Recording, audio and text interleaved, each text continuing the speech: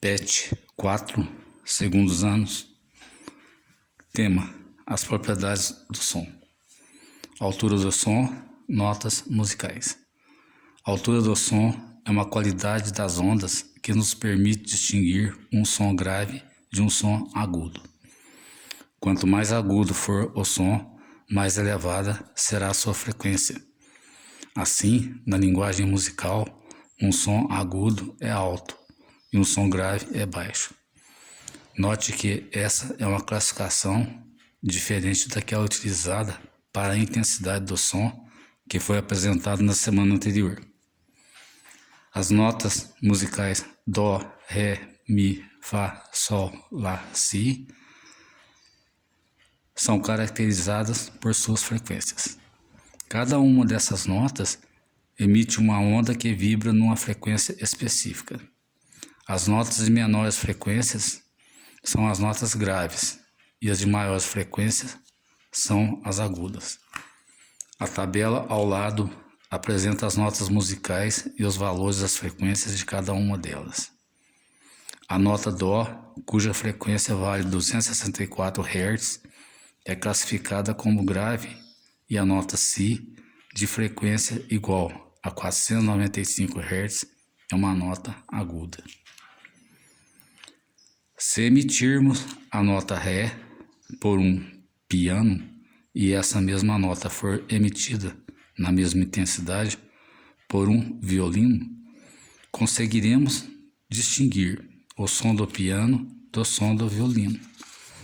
Isto é possível porque esses dois instrumentos possuem timbres diferentes. Isso se aplica também nos demais instrumentos musicais.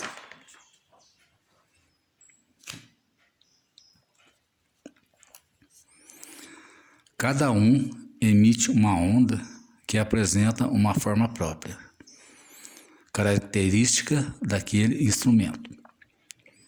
No caso de seres humanos, cada pessoa apresenta um timbre de voz próprio, e é por esse motivo que reconhecemos uma pessoa por sua voz.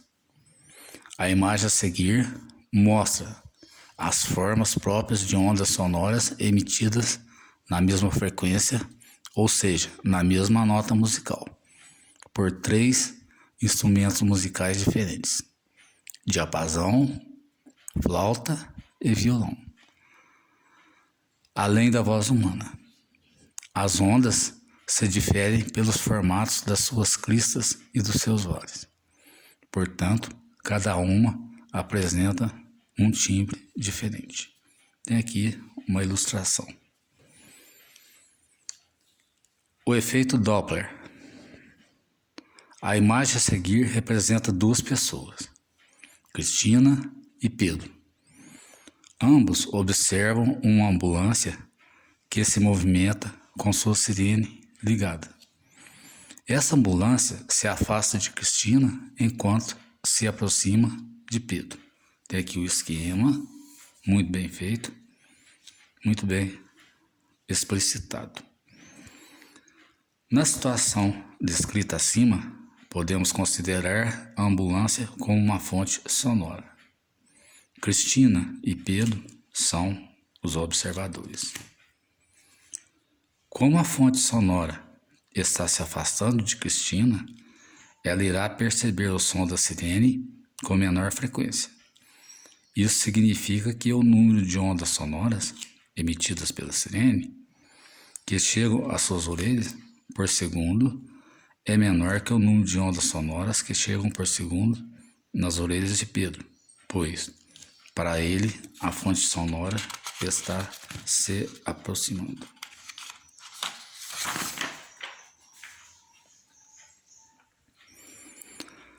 Há, portanto, uma variação aparente da frequência do som, causada pelo movimento da fonte sonora.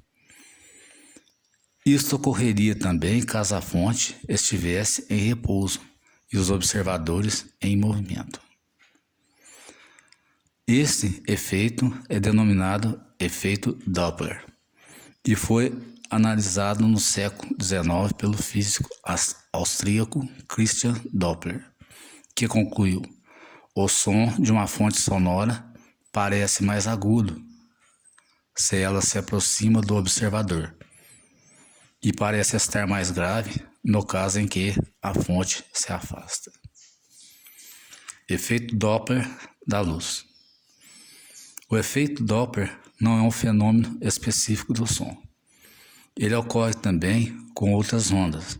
No caso da luz, a faixa de onda de menor frequência é a do vermelho, enquanto que a faixa luminosa de maior frequência é a do violeta, de acordo com o espectro da luz visível.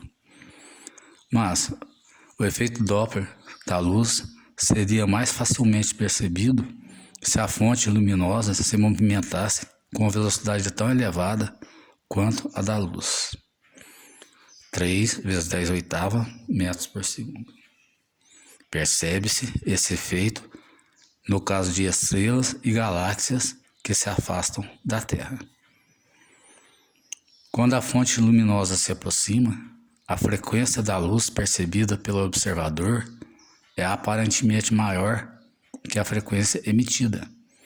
Haverá, então, um desvio para o azul e esse fenômeno é conhecido como blue shift.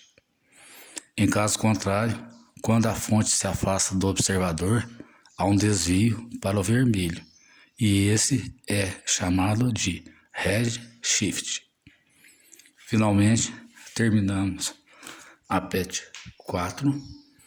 Temos aqui as nossas atividades. Envie para mim. Muito obrigado. Tchau.